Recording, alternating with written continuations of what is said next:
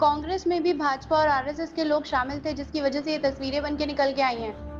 सियासत में साजिशें होती हैं, इस पे कोई शिकायत नहीं करनी चाहिए, लेकिन बहुत this is most unfortunate for Congress party, for this country, कि राहुल गांधी जैसा एक शरीफ इंसान के खिलाफ इतनी साजिशें हुई। विपक्ष के नेता भाजपा से नफरत करें चलेगा, भगवा से नफरत क्यों करते हैं आप? संतों से नफरत क्यों करते हैं आप? लाखों संत महात्मा हैं जो भाजपा के खिलाफ हैं, लेकिन विपक्ष उनको नहीं अपनाता, तो मजबूरी में वो भाजपा का झंडा उठा लेते हैं, तो मजबूरी में वो भाजपा का झंडा उठा लेते हैं। कांग्रेस पार्टी जो है वो किसी एक धर्म की पार्टी नहीं है, वो सबको साथ लेके चलना चाहती है, लेकिन बीजेपी उस पर यह हमला करती है कि कांग्रेस हिंदू विरोधी हो गई है, जो बिल्कुल बेबुनियाद बात। धर्म हमारे देश में सबसे ज्यादा जरूरी है। भाजपा सिर्फ और सिर्फ ये साबित करने में लगी है कि आप हिंदू विरोधी हैं, आप भक्त नहीं हैं, आप इनके खिलाफ हैं। क्या राजनीति का स्तर सिर्फ धर्म और इन चीजों के तहत ही आकर सिमट के रह गया है? नहीं, इन चीजों तक सिमट के रह गया होता तब तो गनीमत थी जी। इनके अलावा राजनीति बची नहीं है। जब धर्म और राष्ट्र इनका मामला आता है तो सारे नियम कायदे टूट जाते हैं। तो ये तो देश एकदम तानाशाही की तरफ चल दिया है, ये टोटली संविधान के खिलाफ है, कानून के खिलाफ है। विपक्ष बीजेपी के जाल में फंस चुका है, विपक्ष बीजेपी के जाल में फंस चुका है। ऐसे नियम तो कश्मीर में भी नहीं है। कश्मीर में भी कहीं ना कहीं न्यायिक प्रणाली है कि ये जो आज के जो हालात हैं ये इत्तेफाक से पैदा नहीं हुए हैं, ये एक साजिश के तहत, एक रणनीति के तहत बनाए गए।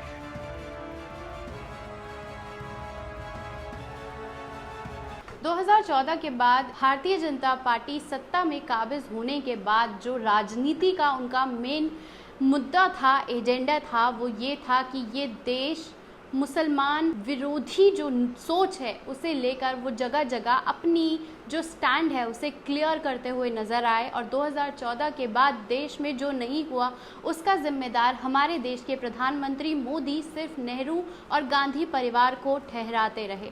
लेकिन आज के टाइम में जब युवा सड़कों पर है, किसान लाठियां खा रहा है, बेरोजगारी का स्तर तेजी से बढ़ रहा है, अर्थव्यवस्था -23 से नीचे चली गई है, लेकिन आज के दौर में चीन पर बात ना होकर हिंदू मुसलमान और दिल्ली दंगे पर जाकर बात हो रही है। जब बात दिल्ली दंगे की आती है तो यहाँ पर भी युवाओं को जेल के पीछे ठूस कर UAPA लगा दिया गया है।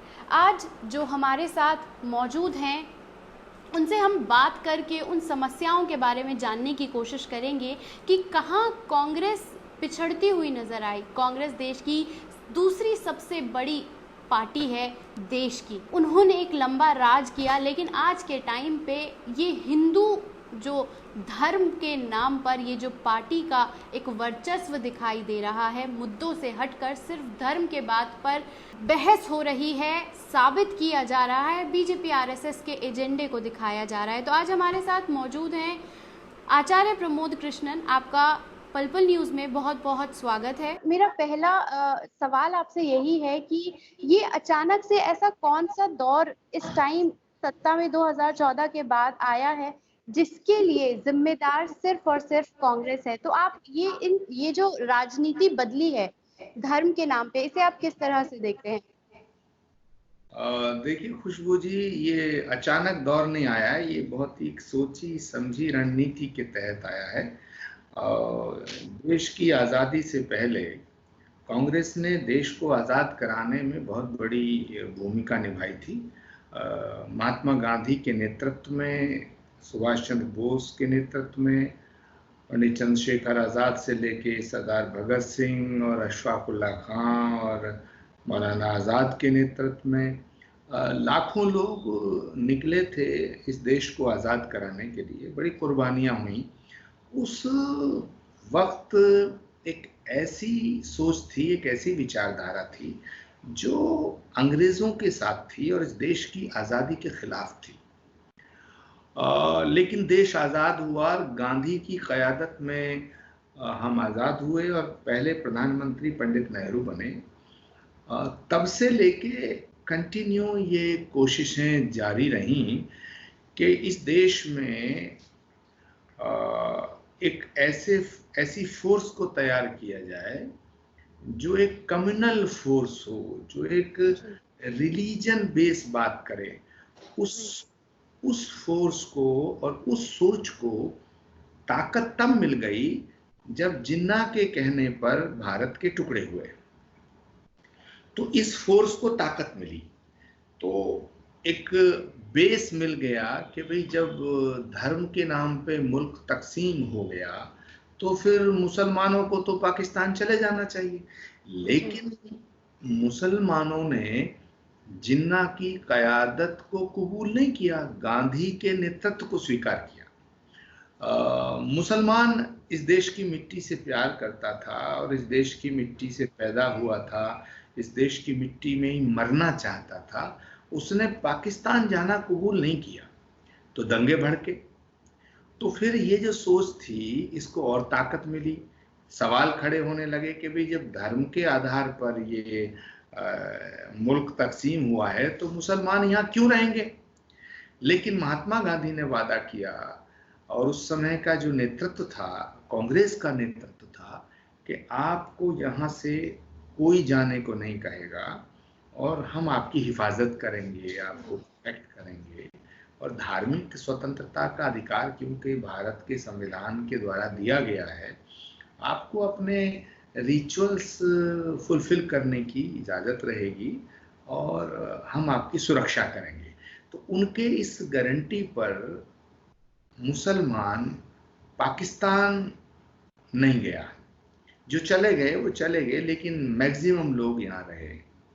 तो तब से लेकर के आज तक ऐसे जो फोर्सेज हैं ये इस देश के हिंदुओं को भड़काना चाहते हैं निरंतर कि भाई ये देश तो हिंदुओं का है, मुसलमानों का तो पाकिस्तान है।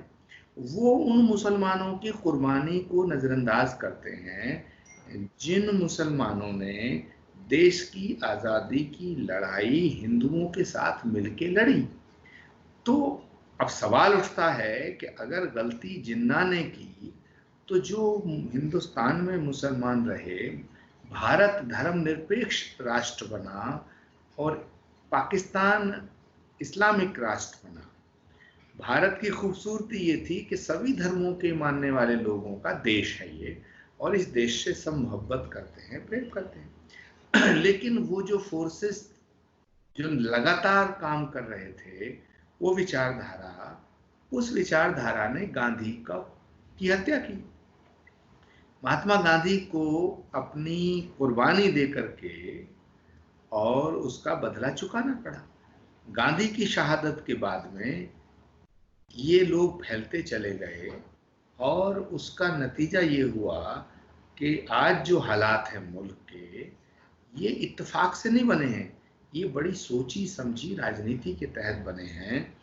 और ये जो फोर्सेस हैं, ये जो सोच है, ये हिंदुस्तान के हिंदुओं को ये बताना चाहती है कि ये देश सिर्फ तुम्हारा है। मुसलमान इसमें गलत रुक गए, गांधी की वजह से रुक गए, नेहरू की गलती से रुक गए, कांग्रेस की गलती से रुक गए, इसलिए तुम एक हो जाओ।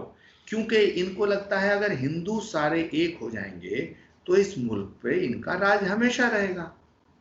लेकिन ये बड़े सौभाग्य की बात है, ये मैं परमात्मा की कृपा कहूँगा कि हिंदुस्तान का हिंदू जो है वो इनके लाख कोशिश करने के बावजूद भी कम्युनल नहीं बन पाया, फैनेटिक नहीं बन पाया। कुछ सिरफिरे लोग बने जिसकी वजह से दंगा फसादात और ये सब हुए। तो सिरफिरे लोग तो हर कम्युनिटी में होते हैं, फैनेटिक लोग तो हर कम्युनिटी में होते हैं। तो मेरा कहने का मतलब है कि ये जो आज के जो हालात हैं ये इत्तेफाक से पैदा नहीं हुए हैं, ये एक साजिश के तहत, एक रणनीति के तहत बनाए गए हैं। आचार्य जी, मेरा इसी के साथ ये सवाल है कि कांग्रेस लगातार बैकफुट पे नजर आ रही है। गोदी मीडिया की बात छोड़ देते हैं, लेकिन अगर विपक्ष की बात करते हैं तो दूसरे नंबर की सबसे बड़ी पार्टी कांग्रेस है। लेकिन उसके बावजूद मुद्दों को उठा रहे हैं, मुद्दों पर बात कर रहे हैं, लेकिन उसे भुना नहीं पा रहे हैं। चाहे चौकीदार चोर है का अगर हम सिर्फ उसकी भी बात करते हैं तो कांग्रेस ने बहुत मजबूती से उठाया, लेकिन उसे भुना लिया भारतीय जनता पार्टी ने, जो 2019 में उसका रिजल्ट आया। तो मैं आपसे ये समझने की कोशिश करना चाहती हूँ कि कहाँ चूक हो रही है कि कांग्रेस सबसे बड़ी पार्टी है दूसरी, और देश में एक लंबे अरसे तक उसने भारत को संभाला है, नई रूपरेखा दी है, लेकिन इस वक्त कहाँ ऐसी राजनीति में चूक हो रही है जो वो बैकफुट पर नजर आ रही है? खुशबू जी, आदमी समझता कब है? जब सुनता है। आप मुझसे कुछ समझना चाहती हैं तो मैं जो बोल रहा हूं उसे सुनेंगी। जब सुनेंगी तभी तो समझेंगी ना। लेकिन जब आदमी सुनना ही नहीं चाहेगा तो समझेगा क्या? देश को एक अजीब तरह की अफीम खिला दी है इन्होंने। वो एक नशे में है, उसको एक एडिक्शन हो गया है, वो सुनना नहीं चाहता है। कांग्रेस मुद्दे उठा रही है। राहुल गांधी ने जनवरी में कहा था कि भाई ये जो कोरोना है ये बड़ा भयानक रूप लेगा, देश को इससे बचने के उपाय करने चाहिए। लेकिन पार्लियामेंट के अंदर सरकार के मंत्रियों ने मजाक बनाया। इसका मतलब ये है कि Rahul Gandhi was right, correct. Rahul Gandhi की बात ठीक थी। ऐसे ही कांग्रेस पार्टी कह रही है कि भाई तुम ये जो 70 साल में हमने बनाया है, ये बड़े बड़े डैम बनाए हैं, बड़े बड़े प्रोजेक्ट्स बनाए हैं, ये railway station, railway lines, airport, aerodrome, IIM, ये इंस्टीट्यूट बनाए हैं, ये पब्लिक पीएसयू बनाए हैं, बीएचईएल बनाया है, बीएएल बनाया है, सीईएल बनाया है। इन्हें क्यों बेचना चाहते हो? इनको बर्बाद क्यों करना चाहते हो? आपको मैं एक बात बताऊं, गांव की मिसाल है कि बेटा बाप की बनाई हुई संपत्ति को बड़े कौड़ियों में बेच देता है क्योंकि उसे पता नहीं है वो कैसे बनती है। तो इन्होंने बनाया तो कुछ है नहीं, ये सबको बेचने पे लग रहे हैं। अब कांग्रेस पार्टी मुद्दे उठा रही है लेकिन कोई सुनना नहीं चाहता क्योंकि देश के लोगों ने अफीम खा रखी है। जिस दिन ये अफीम का नशा उतरेगा उस दिन सब समझेंगे, सब सिर पीटेंगे, रोएंगे, कहेंगे अरे हमारे साथ धोखा हुआ है। लेकिन तब वक्त बीत चुका होगा, बहुत नुकसान हो चुका होगा। निरंतर देश खतरनाक मोड़ पे जा रहा है। खतरनाक मोड़ पे मैं शब्द यूज कर रहा हूं। Country is going towards anarchy, अराजकता की तरफ जा रहा है। मुझे आप बताइए कि लाखों बच्चे बच्चियां हैं, लाखों नौजवान हैं जो हाथ में कोई एमए की डिग्री लिए, एमएससी डिग्री लिए, एमएड किए हुए, बीएससी, बीएड, एमबीए, इंजीनियरिंग किए हुए, ये डिग्री लिए घूम रहे हैं, इन्हें रोजगार नहीं मिल रहा है। और जिनके रोजगार थे वो खत्म हो रहे हैं। तो आखिर ये करेंगे क्या? ये तो लूटपाट शुरू हो जाएगी, ये तो क्राइम शुरू हो जाएगा, ये तो एनार्की आ जाएगी देश में, तो सड़कों पे निकल आएंगे। तो ये देश जो है एक बहुत खतरनाक मोड़ पे जा रहा है। और उससे भी बुरी बात क्या है कि सरकार और सरकार की नीतियों को जो जनता तक पहुंचाता है मीडिया, वो अपना फर्ज नहीं निभा रहा है, वो बेईमान हो गया है। वो झूठ को सच साबित करना चाहता है। तो जब झूठ को सच साबित करने की कवायद शुरू हो जाए खुशबू जी, तो उस मुल्क का तो परमात्मा मालिक है, भगवान मालिक है। बिल्कुल, बिल्कुल। अगर हम इसी के साथ बात करते हैं यूपी में एंटी सीए एनआरसी को लेकर जो मूवमेंट यूपी में चला, कई गिरफ्तारियां हुई, गोलियां मार दी गई, सोशल मीडिया पर बहुत से वीडियो आए, पुलिस का रवैया भी सामने आया। अभी एक और कानून सामने आया है कि शक के बिना पर उठा लिया जाएगा, और कब रिहाई होगी, क्या होगा, उसमें कुछ भी नहीं देखा जा रहा। तो कहीं ना कहीं डर का माहौल है। आपको मैं ये जानना चाहती हूँ कि क्यों इस तरह की यूपी में कानून की जरूरत पड़ी है, कि किसी पर भी शक के बिना उसे उठा लिया जाएगा और उस पर कोई कार्रवाई नहीं होगी। आप कितने दिन तक जेल में हैं, उसका भी कुछ नहीं पता है। तो ऐसे ये कानून को आप किस तरह से देखते हैं? भाई रोजगार होगा नहीं, धंधे चौपट हैं, किसान रो रहा है, तो फिर आदमी क्या करेगा? आवाज उठाएगा, चिल्लाएगा, नारे लगाएगा, सड़क पे आके आंदोलन करेगा। जो सरकार से सवाल पूछेगा, सरकार उसे रात को उठा लेगी, उसको लाठियों से पीटेगी, 10 दिन तक उसे कहीं ना कहीं ठुकाई पिटाई करेगी, कोर्ट वो जा नहीं सकता है। तो क्या करेगा? जो मान गया उसे छोड़ देंगे, जो नहीं माना उसको कहेंगे ये पिस्टल छीन के भाग रहा था, उसका एनकाउंटर कर दिया।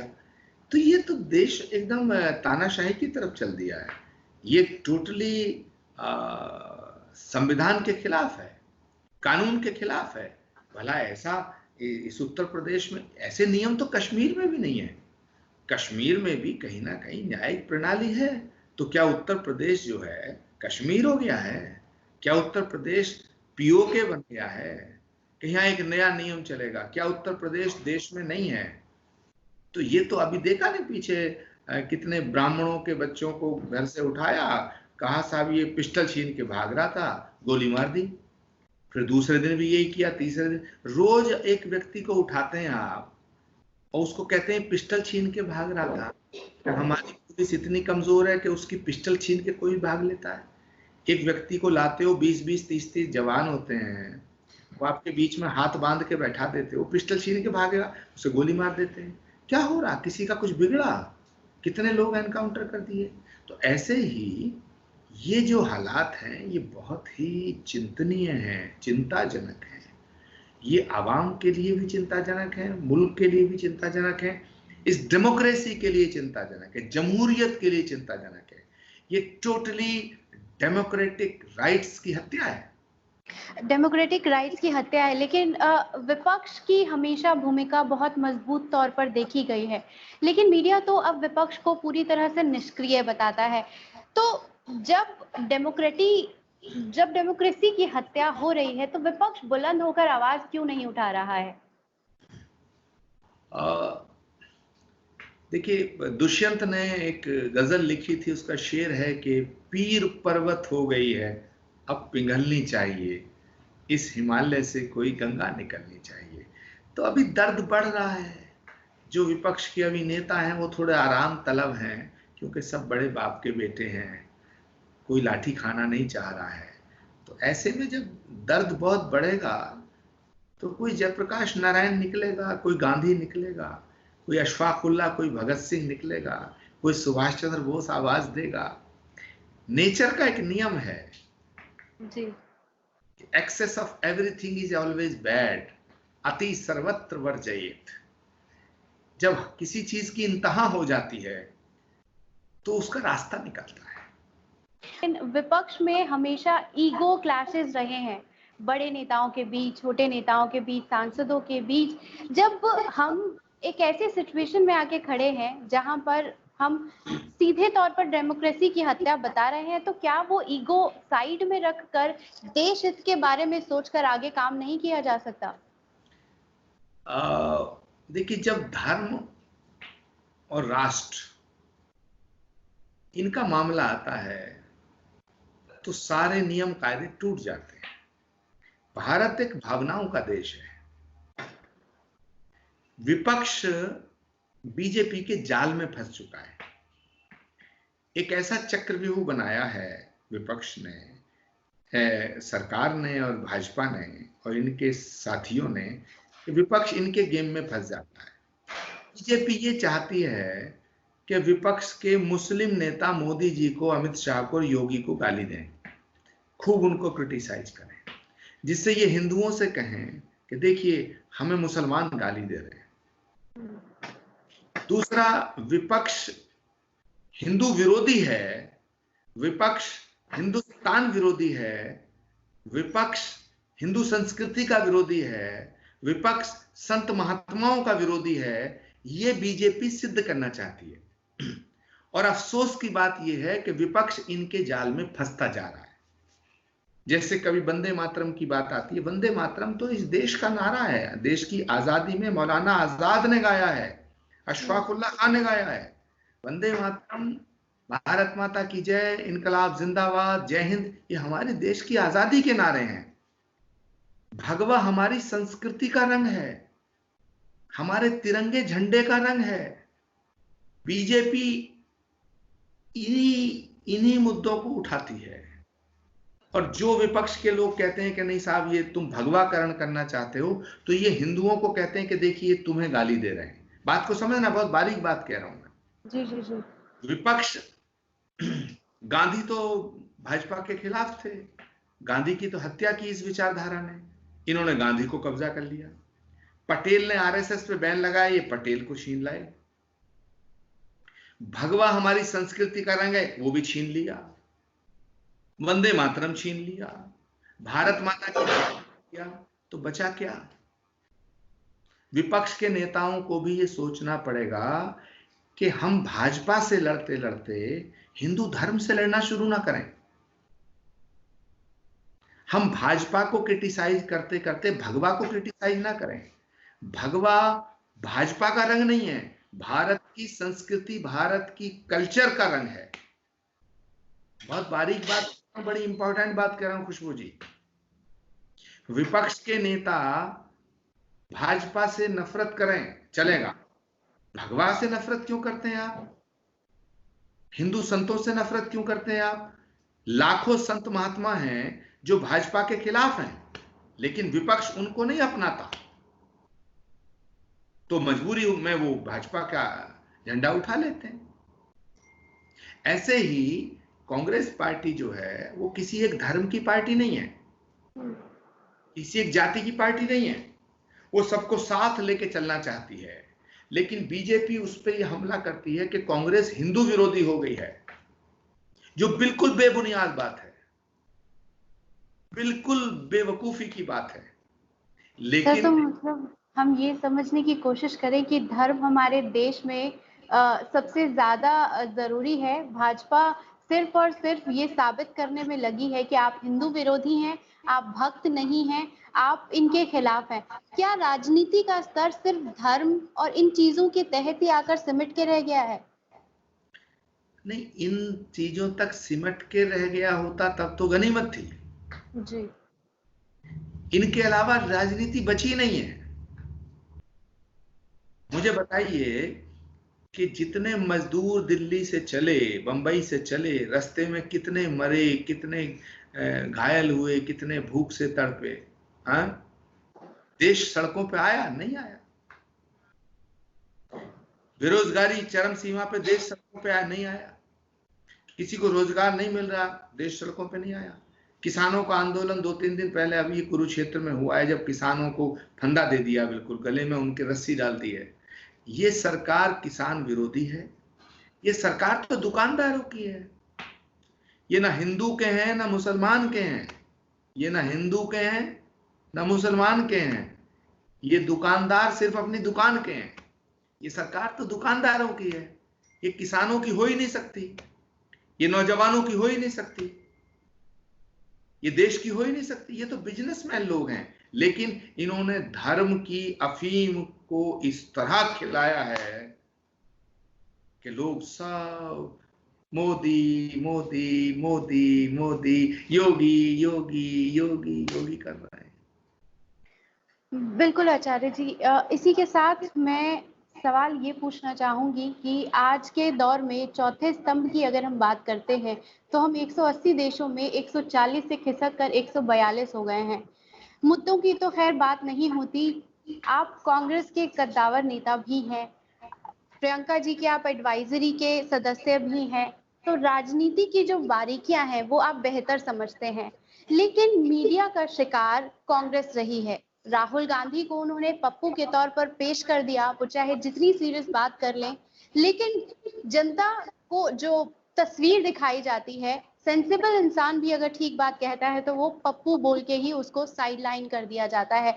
जो ये मीडिया का फ्रेम है, इसे आप किस तरह से देखते हैं? क्योंकि कांग्रेस ने 1947 के बाद जितनी भी चीजें की हों, आज के दौर में व्हाट्सएप यूनिवर्सिटी और तमाम उन मुद्दों को लेकर यही बताया जा रहा है या उस इतिहास को पढ़ाया जा रहा है जिसमें कांग्रेस ने क्या किया नहीं पता। लेकिन इस वक्त कांग्रेस सेकंड लार्जेस्ट पार्टी होने के बावजूद निष्क्रिय दिख रही है और उसके तमाम नेताओं के बीच कलेश दिखाई देता है।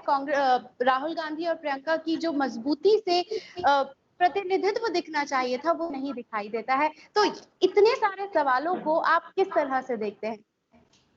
देखिए, राहुल गांधी बहुत ही अच्छे इंसान हैं, बहुत दार्शनिक इंसान हैं, स्पिरिचुअल इंसान हैं और उनकी रगों में सेवा, समर्पण ये भरा पड़ा है। ये इस देश का दुर्भाग्य है कि राहुल गांधी जैसे व्यक्ति को नकारा गया, उनके साथ साजिशें हुई हैं। बीजेपी ने उनके कैरेक्टर असैसिनेशन की साजिश की और मुझे अफसोस के साथ कहना पड़ रहा है कि कांग्रेस के भीतर भी कुछ ऐसे नेता हैं जिन्होंने राहुल गांधी के कैरेक्टर को बर्बाद किया, उनकी पर्सनालिटी को खराब किया। भाजपा और आरएसएस के लोगों को अगर कहा जाए तो क्या आप भी मानते हैं कि कांग्रेस में भी भाजपा और आरएसएस के लोग शामिल थे जिसकी वजह से ये तस्वीरें बन के निकल के आई हैं? सियासत में साजिशें होती हैं, इस पे कोई शिकायत नहीं करनी चाहिए, लेकिन बहुत this is most unfortunate for Congress party, for this country कि राहुल गांधी जैसा एक शरीफ इंसान के खिलाफ इतनी साजिशें हुई। प्रियंका गांधी इस देश की सबसे लोकप्रिय नेता हैं। मैंने कई बार ये कहा है कि कांग्रेस पार्टी को अगर मजबूत करना है अब तो कांग्रेस की अध्यक्ष प्रियंका गांधी को बनाना चाहिए, कांग्रेस की बागडोर प्रियंका जी के हाथ में देनी चाहिए, क्योंकि वो इस देश की सबसे ज्यादा लोकप्रिय नेता हैं। जिन चंद नेताओं की अपील मैसेज में है उनमें प्रियंका गांधी हैं। अगर हम देखें देश के नरेंद्र मोदी से तुलना की जाए तो प्रियंका गांधी की अपील है, महिलाओं में है, बच्चों में है, नौजवानों में है, सब में है। तो अब हालात ये हैं कि ये फैसला तो कांग्रेस पार्टी का है और ये फैसला तो खुद गांधी फैमिली करेगी कि वो आगे उनको कितना आगे लाना चाहते हैं। उनको मेरी इच्छा है और मेरी नहीं करोड़ों लोगों की इच्छा है कि प्रियंका गांधी जी को कांग्रेस की बागडोर सौंप देनी चाहिए। उनमें लड़ने का मादा है।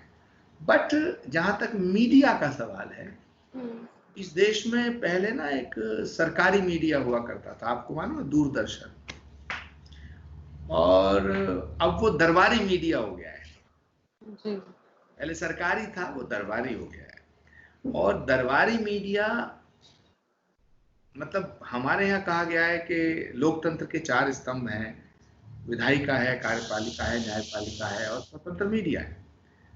तो विधायिका और कार्यपालिका तो सरकार के ही अंग हो गए, लेकिन न्यायपालिका से जो उम्मीदें थीं इस देश की जनता को और जिस तरह से न्यायपालिका स्वतंत्र और सशक्त होनी चाहिए, वहां भी सवाल खड़े हो रहे हैं। मैं एक बड़ी बात कह रहा हूं। और मीडिया का जहां तक ताल्लुक है तो मुझे लगता है कि आजकल के जो हालात हैं वो ऐसे हैं कि कुछ दिनों बाद लोग एंटरटेनमेंट चैनल देखते थे ना, सास भी कभी बहू थी और सास के, है ना, उनके लिए कलर्स और स्टार प्लस लगाना पड़ता था। अब वो लगाने की जरूरत ही नहीं है, सारे न्यूज चैनल जो हैं वो एकता कपूर के सीरियल जैसे ही चला रहे हैं। तो मीडिया की शाख गिर गई है। कुछ दिन बाद आप देखना खुशबू जी कि लोग ये पूछा करेंगे कि भाई, कोई कहेगा भाई ऐसा हो गया देश में, तो पूछेंगे कि क्या चैनल पे खबर थी? तो अगर कहा जाएगा हाँ ये चैनल दिखा रहा, तो कहेंगे फिर ये झूठी होगा। इनकी साख गिर चुकी है। इन्होंने देश के साथ बहुत बड़ा धोखा किया है।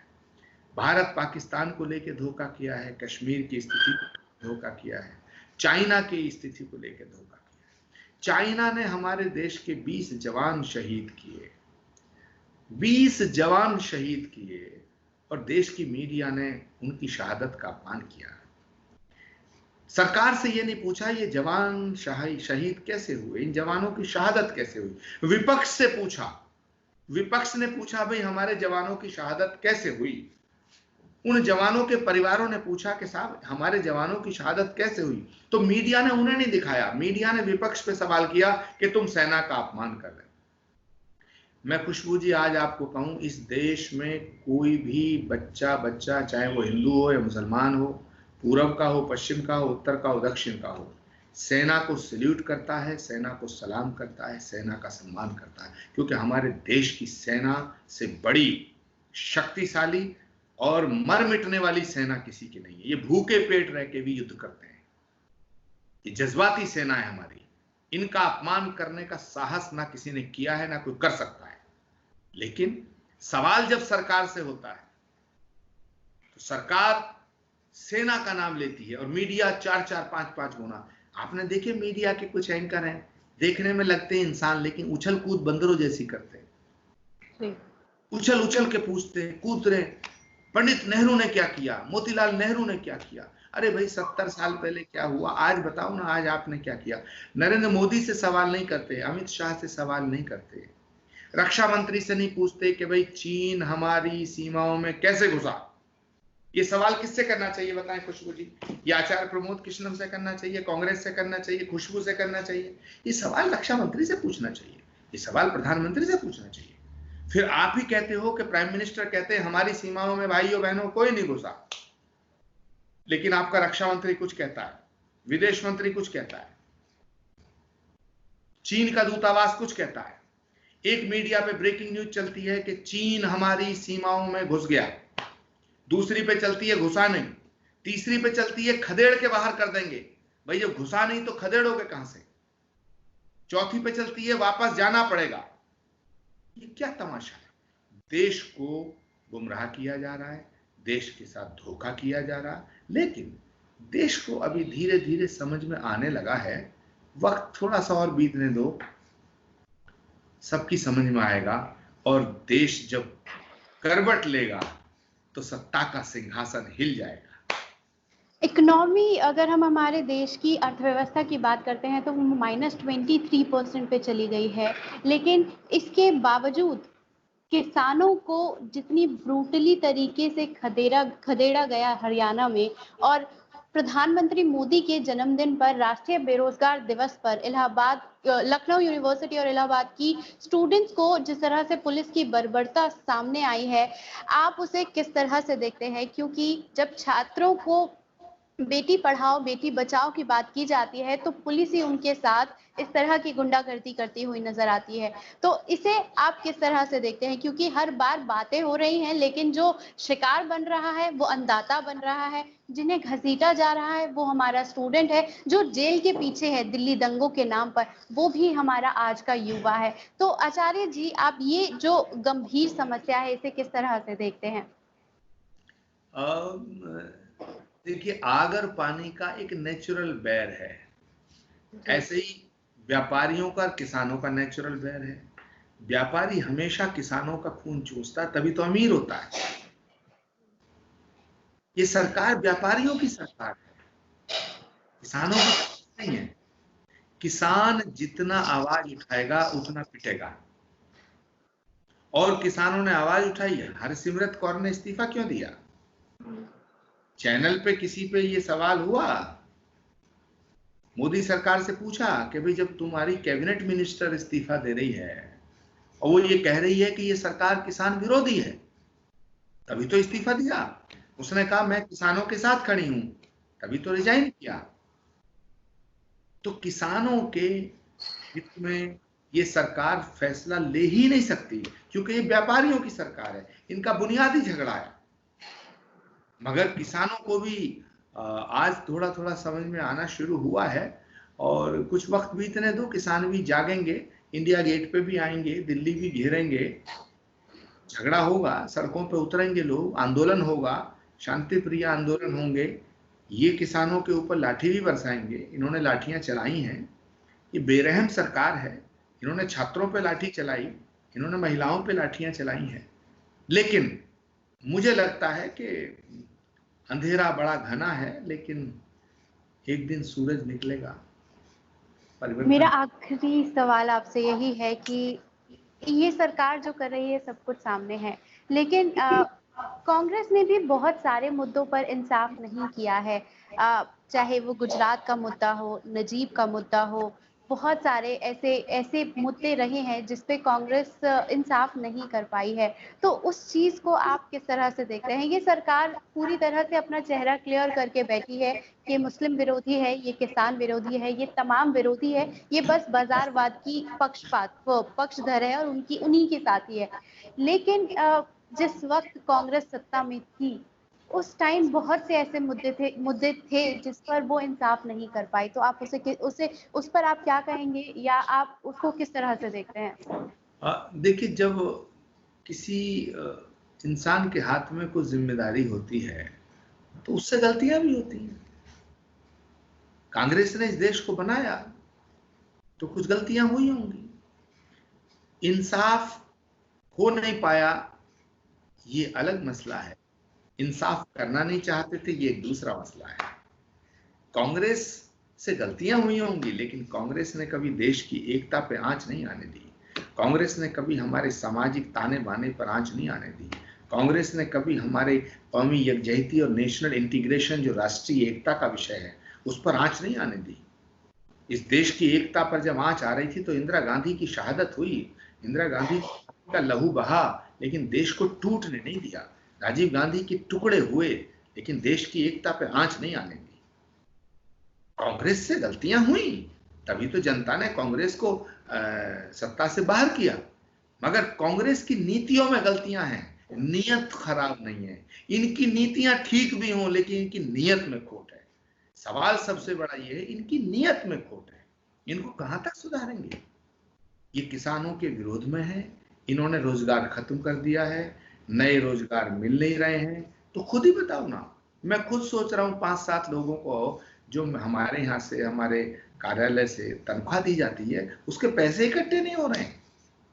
होगा क्या? मैं खुद सोच रहा हूँ किसे हटाऊं। शक्लें देखता हूं उन बच्चों की, किसी को हटाऊंगा तो जाएगा कहां? उसके घर का खाना कैसे बनेगा? फिर सोचता हूं इनकी तनख्वाह आधी कर दी जाए। सोचिएगा, हम जैसे लोग ये सोच रहे हैं तो आम आदमी का क्या हाल होगा? हमारे पास तो लाखों लोग आते हैं, हजारों लोग आते हैं, हमें मदद भी करते हैं, तब भी हमारे ऊपर इतना प्रेशर है। आम आदमी का क्या हाल होगा? सिर्फ 10 लोगों का देश हो गया ये। अडानी, अंबानी, हिंदुजा, टाटा, समझे? कुछ चीन की कंपनियां, कुछ अमेरिका की कंपनियां, बाकी हम सब तो अपना वक्त काट रहे हैं। बस दुआ करिएगा, प्रार्थना करिएगा खुशबू जी, परमात्मा बड़ा है ना? परमात्मा बड़ा है, वो हमारी दुआओं को कबूल करे, हमारी प्रार्थनाओं को स्वीकार करे और इस सरकार से मुक्ति दिलाए। इस देश की जनता जागृत हो। मुझे यकीन है कि देश की जनता जागृत होगी, देश का नौजवान जागृत होगा, सड़कों पे आएगा, आंदोलन करेगा और इस जालिम सरकार का तख्ता पलट कर देगा। बिल्कुल। हम बात करने के लिए आचार्य जी बहुत-बहुत शुक्रिया। हम कोशिश करेंगे कि हर मुद्दे पर सवाल उठा सकें और अपनी ज़िम्मेदारियों को हम समझते हुए ही आज हमने कोशिश की कि हम उन हर तीखे सवालों के जवाब आपसे लेने की कोशिश की, क्योंकि ज़रूरी है आज के टाइम पे बात करना, क्योंकि आए दिन हम सिर्फ हिंदू मुसलमान के नाम पर तमाम मुद्दों में खो जाते हैं, लेकिन मुद्दों की कोई बात नहीं करता।